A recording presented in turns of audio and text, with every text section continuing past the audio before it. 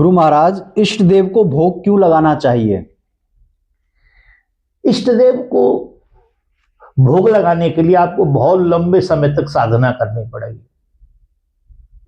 सबसे पहले तो आपको इष्ट देव को खोजना पड़ेगा। वो इष्ट देव आपके अंदर है।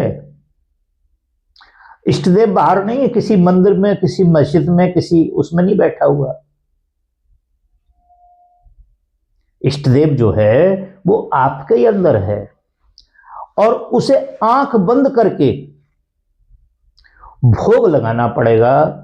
उसको हम कहते हैं मानस ध्यान। जैसे कबीर साहब का तो नाम आपने सुना है। उनके गुरु महाराज थे रामानंद जी। तो वो आत्मज्ञान की चर्चा किया करते थे, आत्मज्ञान दिया करते थे लोगों को, मगर फिर भी वह दशरथ के राम को भी माना करते थे। दशरथ के राम को भी माना करते थे, मगर माना कैसे करते थे? वो अपने विचारों में माना करते थे।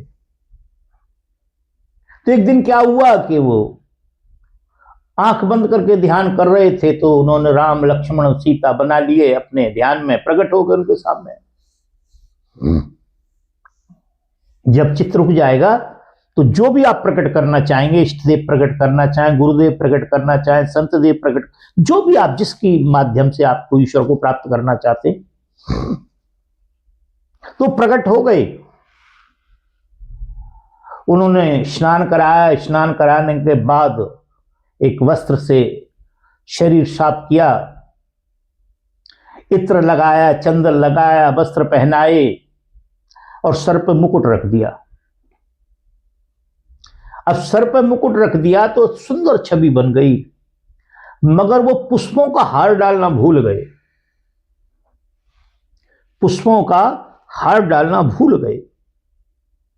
उन्होंने क्या किया? अब वो विचार कर रहे हैं कि यदि मैं मुकुट हटाता हूं तो छवि खराब होती है। काफी समय हो गया इस विषय में। कबीर साहब झाड़ू लगा रहे थे पीछे। कबीर साहब ने कहा, गुरु महाराज क्यों परेशान हो? धागा तोड़ दो। किसका? जो फूल माला है, जो हार है, उसका धागा तोड़ के पीछे बांध दो, मुकुट नहीं हटाना पड़ेगा। एकदम उनका ध्यान टूटा और उन्होंने कहा, ये बात तुझे कैसे मालूम पड़ी? उन्होंने कहा कि आप जिसका भी ध्यान कर रहे थे, मेरे को तो कोई वो है नहीं कि मैं आपसे कुछ कह सकूं कि आप गुरु हैं। पर एक बात है कि आप किसका ध्यान करते मुझे कोई लेना देना नहीं है। मैं तो आपका ध्यान कर रहा था झाड़ू लगाते लगाते, तो मुझे सब कुछ दिखाई दे रहा था आप क्या कर रहे।